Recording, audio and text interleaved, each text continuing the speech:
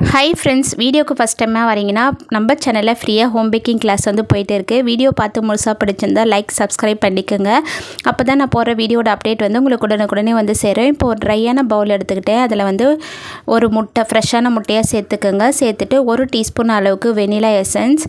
இப்போ நான் கஸ்டமர்கிட்ட வந்து கேட்டிருந்தேன் எக்லெஸ்ஸானு. அவங்க குழந்தைங்களுக்கு தான் வந்து எக்கு சேர்த்துக்கோங்க அப்படின்னு சொல்லிட்டாங்க. இது நம்மளோட கஸ்டமர் வந்து அவங்க குழந்தைங்களுக்காக சத்து மாவு பிஸ்கெட் தான் வந்து கேட்டிருந்தாங்க. இந்த சத்து மாவு பார்த்திங்கன்னா நம்ம விலாக் சேனலில் இருக்குது. லிங்க் வந்து டிஸ்கிரிப்ஷன் பாக்ஸில் தரேன், வேணால் செக் பண்ணி பாருங்கள். ரொம்ப சூப்பரான ஹெல்த்தியான ரெசிபி, கண்டிப்பாக ட்ரை பண்ணி பாருங்கள். ரொம்ப சூப்பராக இருக்கும். இதில் வந்து 1/2 கப் அளவுக்கு ப்ரௌன் சுகர் சேர்த்துக்கிட்டேன். 1/2 கப் அளவுக்கு நெய் வந்து சேர்த்துக்கிட்டேன். இப்போ பார்த்திங்கன்னா நான் வந்து ப்ரௌன் சுகர் தான் வந்து சேர்த்துக்கிறேன்.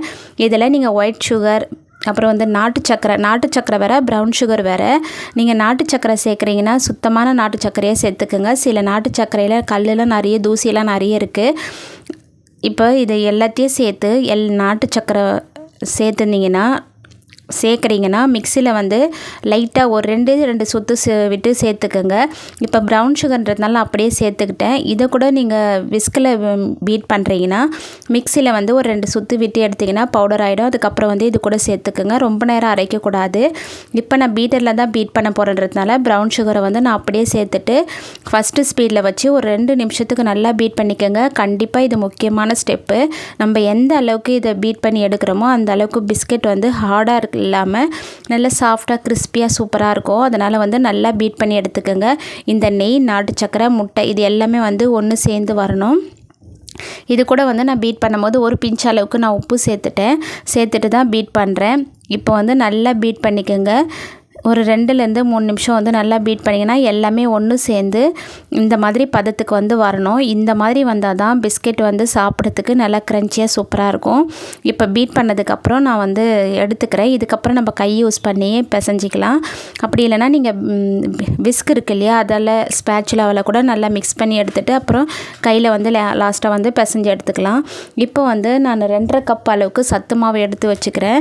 இதை வந்து நம்ம கொஞ்சம் கொஞ்சமாக சேர்த்து எல்லாம் ஒன்று சேர்ந்து கையில் ஒட்டாமல் வர வரைக்கும் பிசைஞ்சு எடுத்துக்கலாம். இதோட கன்சிஸ்டன்சி வந்து நல்லா ஹார்டாக இருக்கக்கூடாது, நல்லா சாஃப்டாக இருக்கணும். அந்த மாதிரி வந்து பிசைஞ்சு எடுத்துக்கலாம். இப்போ வந்து இது எல்லாத்தையும் சேர்த்து நல்லா பிசைஞ்சிக்கலாம். இதில் வந்து எக்லெஸ் ரெசிபி வேணும்னா கீழே கமெண்ட் பாக்ஸில் சொல்லுங்கள், நான் அடுத்தது போடுறேன். ஏன்னா எக்லெஸ்ஸும் கேட்டிருந்தாங்க அவங்க. அடுத்த நாள் வந்து கால் பண்ணி எக்லெஸ் பிஸ்கெட்டுன்னு கேட்டிருந்தாங்க அவங்களுக்காக.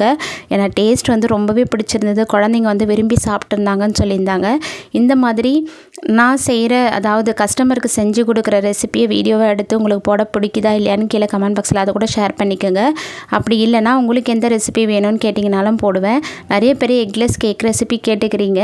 நான் வந்து இப்போ கொஞ்சம் பிஸியாக இருக்கேன், கொஞ்சம் வந்து டைம் கொடுங்க. கண்டிப்பாக நீங்கள் கேட்குற ஒவ்வொரு ரெசிபியும் 1 by 1 போட்டுக்கிட்டே இருக்கேன். இப்போ பார்த்திங்கன்னா இந்த மாதிரி வந்து பிசைஞ்சு எடுத்துக்கோங்க. இவ்வளோ சாஃப்டாக இருக்கணும். நம்ம ரவுண்ட் பண்ணும்போது கொஞ்சம் கூட கிராக் வரக்கூடாது. அதே மாதிரி இந்த மாதிரி உள்ளங்கையில் வச்சு தட்டி பார்க்கும்போது சைட்ஸில் வந்து கிராக்ஸ் வரக்கூடாது. அப்போ தான் வந்து பிஸ்கெட் வந்து பார்க்க ஷேப் வந்து சூப்பராக இருக்கும்.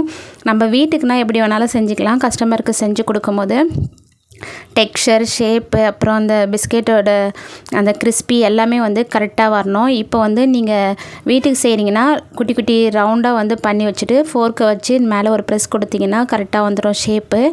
இப்போ பார்த்திங்கன்னா நான் வந்து குக்கி கட்டர் வச்சு நிறைய ஷேப்பில் வந்து செஞ்சு தர சொல்லி கேட்டிருந்தாங்க. அதனால் வந்து நான் நிறைய ஷேப்பில் செஞ்சுருக்கேன். அது வீடியோட எண்டில் என்னென்ன ஷேப் செஞ்சுருக்கேன்னு காட்டுறேன். இப்போ ஓவனை வந்து நம்ம ரெடி பண்ணுறதுக்கு முன்னாடி 180 டிகிரிக்கு 10 நிமிஷம் வந்து ப்ரீட் பண்ணி வச்சுருக்கோம். ஓவனில் 20-25 நிமிஷத்தில் வந்து சூப்பராக பேக் ஆகிடும். நீங்கள் 20 நிமிஷத்துலேயே செக் பண்ணி பாருங்கள். பிஸ்கெட் வந்து நல்லா பேக் ஆகிடுச்சுன்னா நல்ல ஒரு வாசனையாக வரும். அதிலே நம்ம வந்து தெரிஞ்சுக்கலாம் பிஸ்கெட் வந்து பேக் ஆகிடுச்சுன்னு. கரெக்டாக ஒரு 20 நிமிஷத்தில் எடுத்து பாருங்கள். அடியில் வந்து இந்த மாதிரி கலர் சேஞ்ச் ஆகிருந்தாவே எடுத்துடுங்க. ஏன்னா எடுக்கும் போது சாஃப்டாக இருக்கும், ஆறுனதுக்கப்புறம் நல்லா கிறிஸ்பியாக வந்துடும். அது வரைக்கும் ரொம்ப நேரம் பேக் பண்ண விட்டீங்கன்னா கீழே வந்து கருகி போயிடும், பிஸ்கெட்டோட ஸ்மெல்லே வந்து மாறி போயிடும். அதனால் வந்து நீங்கள் 20 நிமிஷத்துலேயே எடுத்து பாருங்கள்.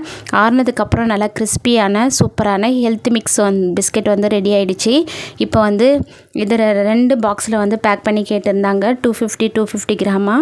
இப்போ நான் வந்து 250 கிராம் வந்து மெஷர் பண்ணி வச்சுட்டு போயிருந்தேன். என் பொண்ணு பார்த்திங்கன்னா எக்ஸ்ட்ரா போட்டு கொடுங்கம்மா அப்படின்னு சொல்லிட்டு 283 கிராம் அளவுக்கு எடுத்து வச்சுருந்தாங்க.